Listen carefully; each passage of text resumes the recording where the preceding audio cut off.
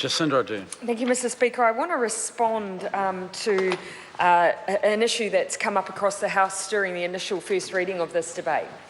And that question has been, we've somehow as a party aren't able to critique the speed of this legislation and the timeliness of it because we've had offenders from Australia deported into New Zealand under a Labor government. Mr. Speaker, we also had Australian offenders deported here to New Zealand under a national government before that. No one has ever argued that we haven't had a regime which allowed legitimately New Zealand citizens to be deported to New Zealand. What has changed, Mr. Speaker, under this government in recent times is that an amendment was made to the Australian Immigration Act which has led to a significant increase in the number of people being deported here. Significant. In fact, from what I've seen, up to 5 times per month the number of offenders that we have seen in the past. So scale has changed significantly, Mr. Speaker. The second thing that has changed is that finally New Zealand was able to negotiate an information sharing arrangement which allowed a monitoring regime to be put in place. Pretty critical if you're going to undertake this piece of work. So things are not the same as they were 7 long years ago when Labor were in government. So I think it's probably not necessarily the legitimate point of debate that members on the other side of the House would like it to be. Mr. Speaker, like the Minister, an unusual second reading speech given that it's immediately after first reading. Usually at this time, we would have a conversation about the changes that have been made at a select committee. I want to use this opportunity to just highlight again that it would have been useful if we had, as Matiria has mentioned, Matiria today, as David Parker has mentioned, a dual-track process that would allow this stopgap law to be put in place, but we allowed full parliamentary consideration and a new regime to replace this law in a year's time. Because if you look at the regulatory impact statement under external consultation 3.6, in the time available only New Zealand Police, the Department of Corrections and Crown Law were consulted on drafts on this bill. And I know, Mr. Speaker, given the short time frame, we were being consulted right up till this morning on some changes, that consultation would have been relatively rushed. There was no Law Commission, no Law Society, no Parole Board, no pillars, groups that always bring substantive and useful arguments and critiques to this kind of legislation to the table. So again, I want to make that point. We could still have been debating a dual-track process. The public still could have had their say, and that would have been highly desirable. Mr. Speaker, I want to use my second reading speech, though, to highlight some of the issues that we are likely to spend a bit of time critiquing in committee stages.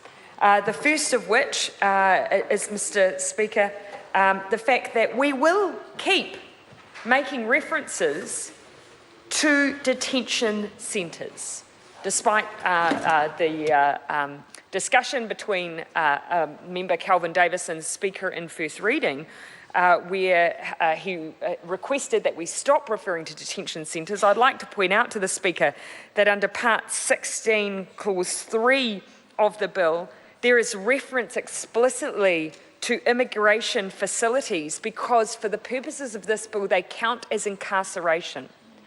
And as the Minister defined, individuals who are released from prison and have 6 months outside of prison custody technically shouldn't have elements of this bill apply to them unless that 6 months includes a term in a detention facility. And why? Because you're not therefore mimicking someone reintegrating into a community, because you are still incarcerated.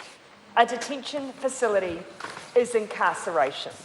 And therefore, it has the dual act of meaning that your liberties are removed from you for longer, and the double whammy of meaning that you will be monitored for longer as a consequence.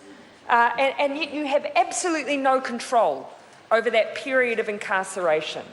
And so a dual injustice, as it were, there in terms of how this bill will then apply to you. So we think it's absolutely right that we're able to talk about incarceration in detention centres as part of this legislation.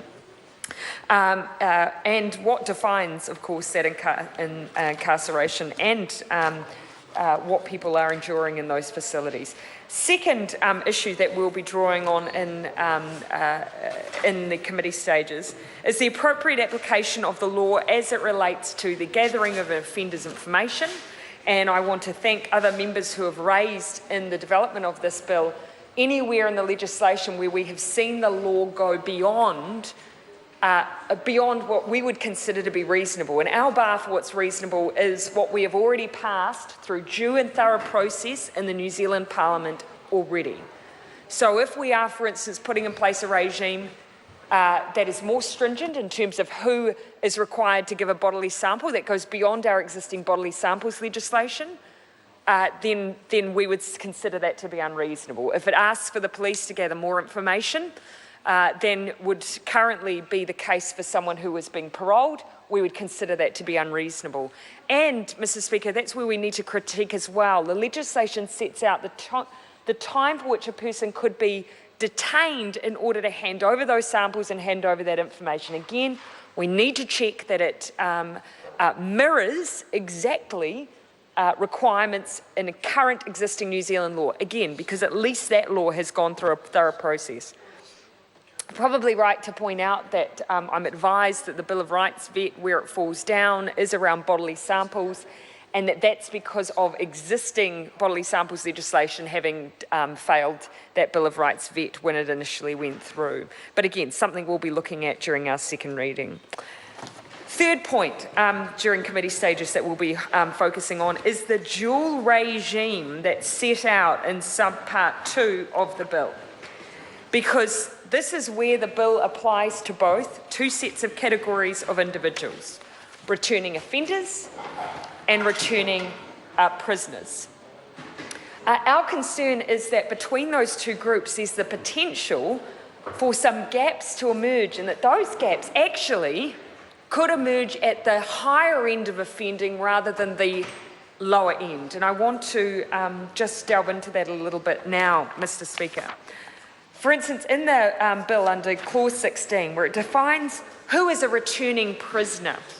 A returning prisoner is a person who has been determined by the Commissioner to be a returning prisoner as set out in section 17. Section 17 then goes on to define that the Commissioner must determine that a person is a returning prisoner if they have been convicted in an overseas jurisdiction of an offence for conduct that constitutes an imprisonable offence in New Zealand, has in respect of that conviction been sentenced to a term of imprisonment of more than 1 year, or cumulatively more than 1 year, is returning or has returned to New Zealand within 6 months, Mr. Speaker, after his or her release from custody during or at the end of the sentence. And then it goes on, for the sake of clarity, to point out that custody does indeed include immigration facilities. So we have here a default regime. Basically, if you're in prison for an offence of a certain period of time, you come out, you're immediately stuck in a detention centre, and then you're shipped to New Zealand, automatically you will have a monitoring regime applied to you. What if, however, you're released into the community for 6 months and then come out? You could have a life sentence and be in that category. Well, then we're reliant on the regime which applies to returning offenders. That regime requires the Department of Corrections to make an application within a specified period of time to the courts to have your parole conditions, as they were in Australia, to apply for a similar regime to apply to you here in New Zealand. We are relying on corrections to be quite spry under these circumstances. And it could well be that those who we wish them to be spry on have a range of offences that we would consider to be high-end. And, Mr. Speaker, we know from the information that we've seen in the regulatory impact statement that, for instance, we've already had, since 2013, 15% have been offenders with rape or sexual assault offences, 5% murder and manslaughter, and yet how many extended supervision orders have correction applied for? When for the last 2 years we've had people in those high categories. How many? Not one. So, Mr. Speaker, we will use committee stages to delve into whether or not a system that's relying on a department that is struggling will deliver the outcomes that New Zealanders desire.